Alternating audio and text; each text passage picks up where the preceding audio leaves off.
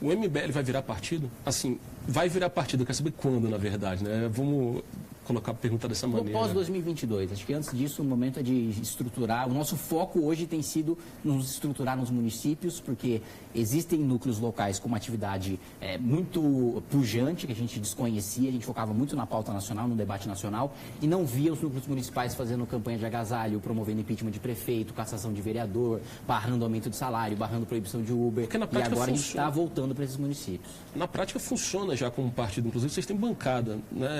Vocês têm vereador eleito, deputado eleito, enfim.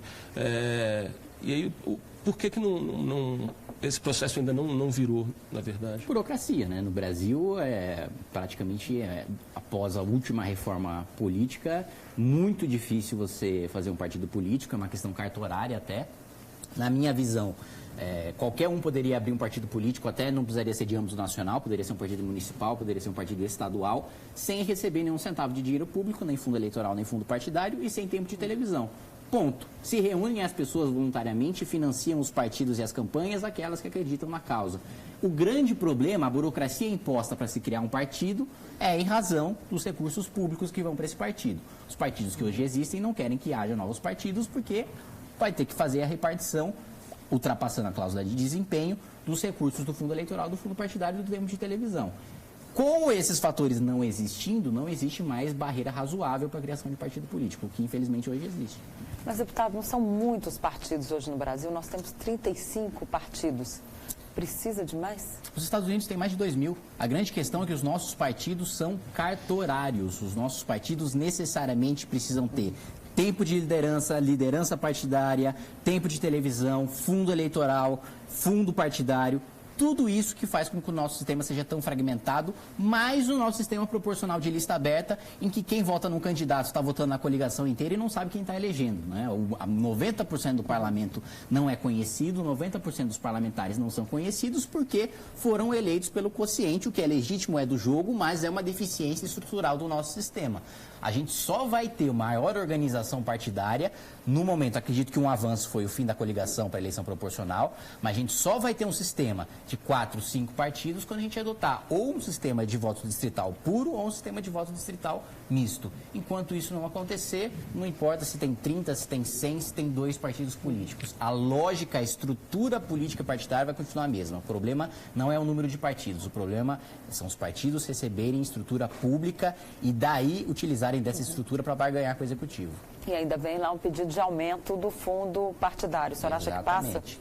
Eu acredito que na lei de diretrizes orçamentárias não deve aumentar o fundo eleitoral, deve ser mantido o valor. Inclusive, já foi colocado em público o deputado Cacaleão, relator da LDO, que acatou minha emenda justamente para manter o valor como está hoje.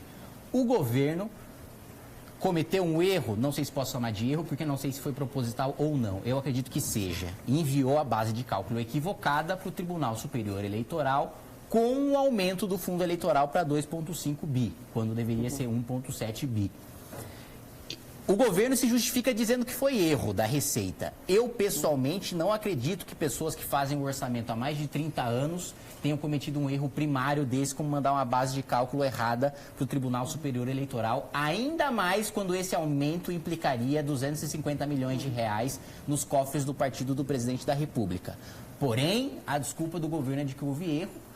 Aprovei hoje requerimento de audiência justamente para escutar aqueles membros da Receita que assinaram esse documento, que assinaram a base de cálculo que foi enviada para o TSE, para a gente esclarecer isso.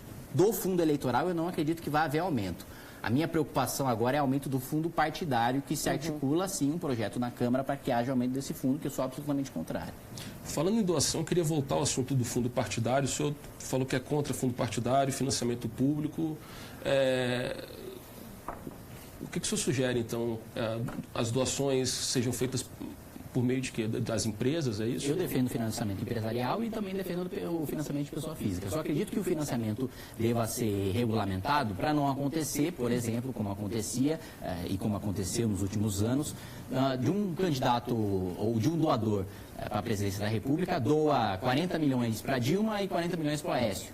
Isso aí não é posicionamento ideológico, né? Isso aí é negócio. Né? Não existe isso de você sair contribuindo, você tem uma convicção, você tem outra.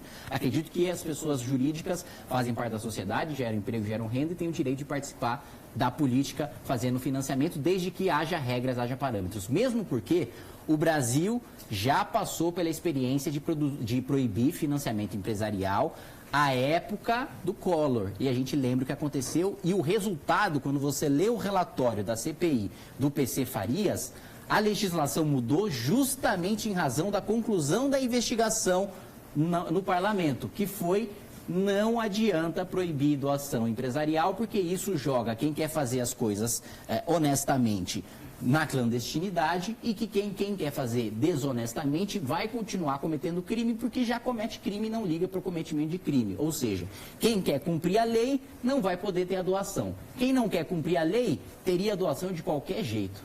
Esse tipo de doação, enfim, permeou a Lava Jato, por exemplo, né?